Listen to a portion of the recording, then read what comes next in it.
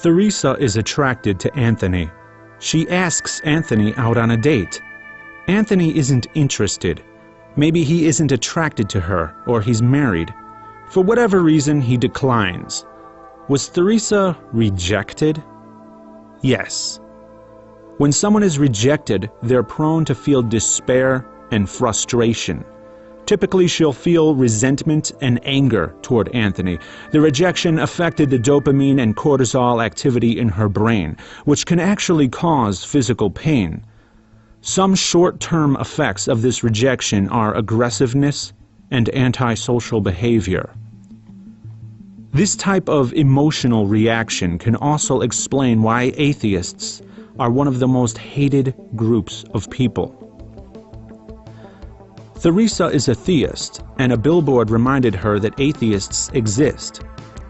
Or perhaps Theresa discovered that her acquaintance Anthony is an atheist.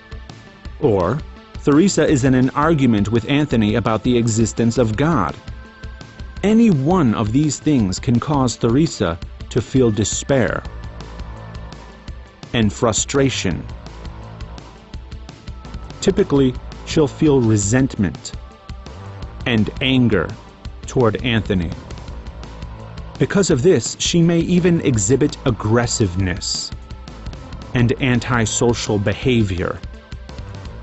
As you can see, there is a fascinating parallel between the typical reaction of someone who is romantically rejected and the typical reaction of a theist who encounters an atheist.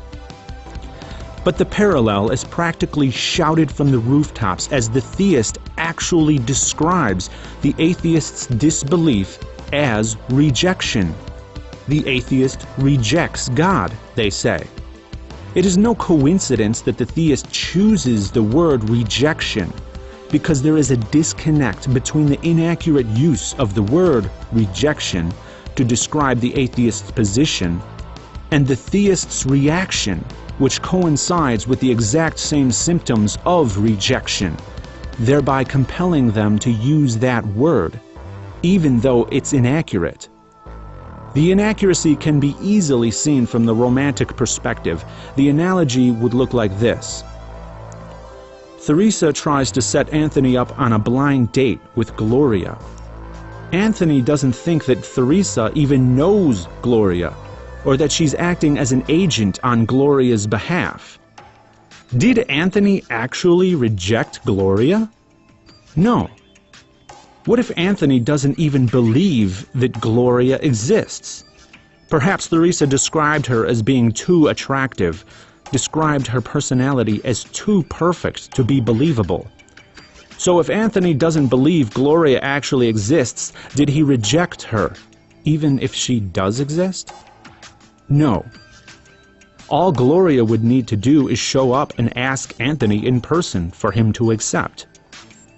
Or perhaps Theresa described Gloria inaccurately.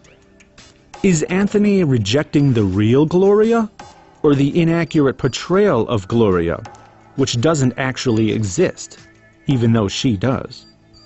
In all accounts, Anthony is not actually rejecting Gloria. And in all accounts, Theresa would have no reason to feel rejected at all. So why then does the theist typically show the classic signs of rejection and even misuse the word rejection when encountering an atheist? Because Gloria is Theresa. The believer is God. Your relationship with God is actually a profound, dynamic relationship with the self, with your ego. It is why God knows you so well. It is why His opinions are so often your opinions, and why a different believer of the same God as yours can claim that he agrees with God's opinions, but not yours. It is why God can seem so very real to you, because He is real. He is you. And believer, before you deny this, ask yourself, are you truly in a position to be able to deny it?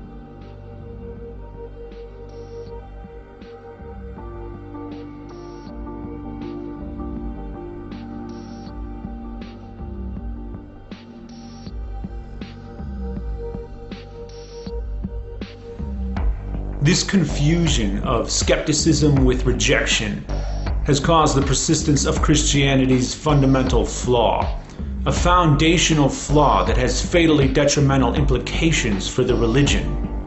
The religion itself is based on a false dichotomy, the notion that you must either choose God or reject Him. But belief is not a choice, it's a compulsion beyond the realm of choice, achieved through convincing arguments, evidence, and trust. I do not choose what I believe because I perceive it as the more attractive option.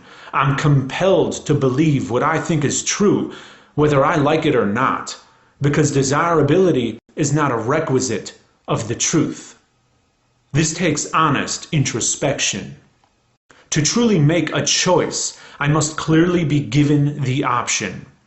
If I can doubt whether the option even exists, then the option hasn't been clearly presented to me, thereby preventing me from being able to make a choice.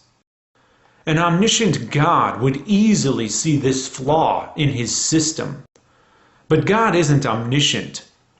He only seems that way because somehow, some way, He knows exactly how to answer your doubts. He knows exactly how you think. And if you were paying attention, then you'd know exactly why that is.